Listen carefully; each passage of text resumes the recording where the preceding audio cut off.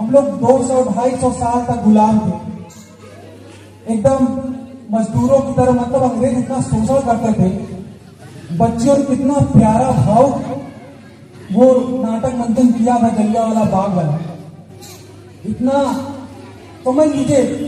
मतलब जलियांवाला बाग आप लोग जाने की एकदम शांतिपूर्ण, जैसे आप लोग बैठे हैं वैसे हमारे तब के 1919 के भाई बहन की आजादी की लड़ाई में शांति से बैठे हुए थे, अपना मीटिंग कर रहे थे, विरोध कर रहे थे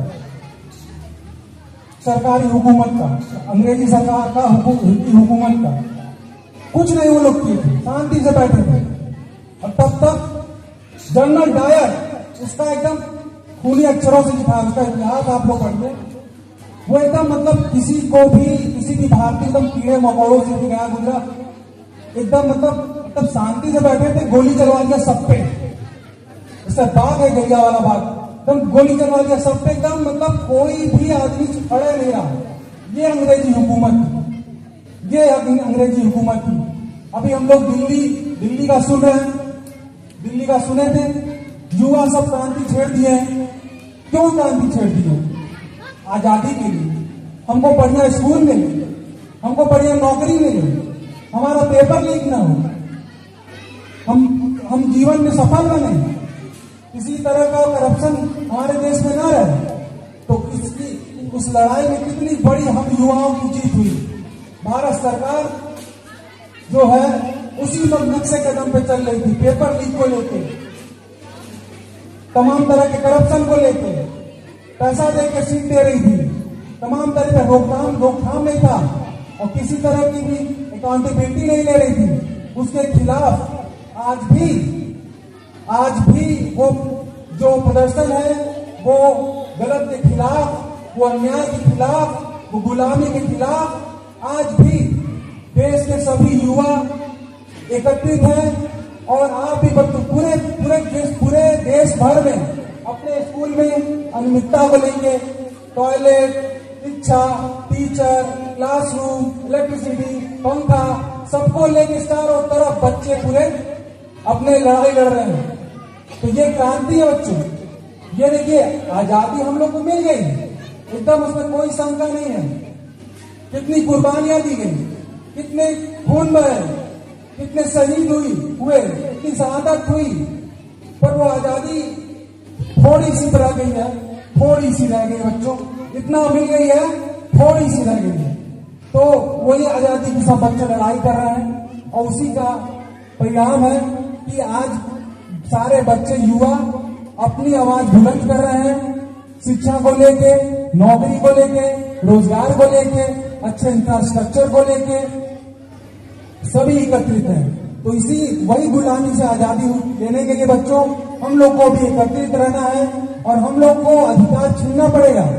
हम लोग को बढ़िया स्कूल, बढ़िया टॉयलेट, सबको चाहिए बच्चों। जो भी व्यवस्था है, जो भी वही लड़ाई है, वही पीएसए के पास आवाज जानी चाहिए। पीएसए जाएगा, प्रबंधक के पास जाएगा, उत्तर प्रदेश के सरकार को, वो प्रबंधक जाएगा उत्तर प्रदेश सरकार के पास जाएगा, उत्तर प्रदेश सरकार जाएगी केंद्रीय शिक्षा मंत्री के पास। तो बच्चों आपकी आवाज ऐसे ही बढ़ती है। नहीं तो मित्रों, अगर किसी की जवाबदेही नहीं होगी तो हमको अच्छी शिक्षा नहीं मिलेगी, अच्छी नौकरी नहीं मिलेगी, और अच्छा जीवन हम लोग नहीं जी सकते हैं।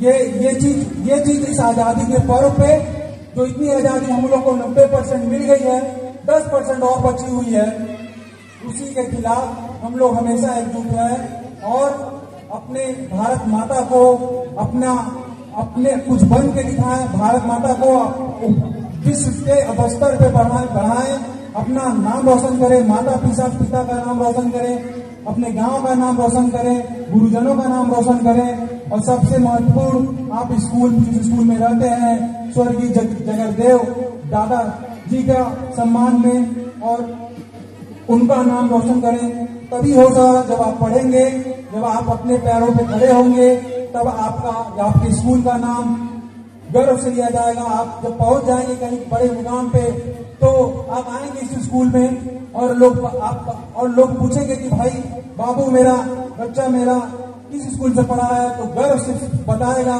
कि हम स्वर्गीय जगरदेव चौधरी जी के स्कूल जगरदेव तकनीकी उच्चतर माध्यमिक विद्यालय से पढ़े हैं। तो बच्चों वो दिन देखना है, आप सभी को जिस विद्यालय का नाम रोशन करना है।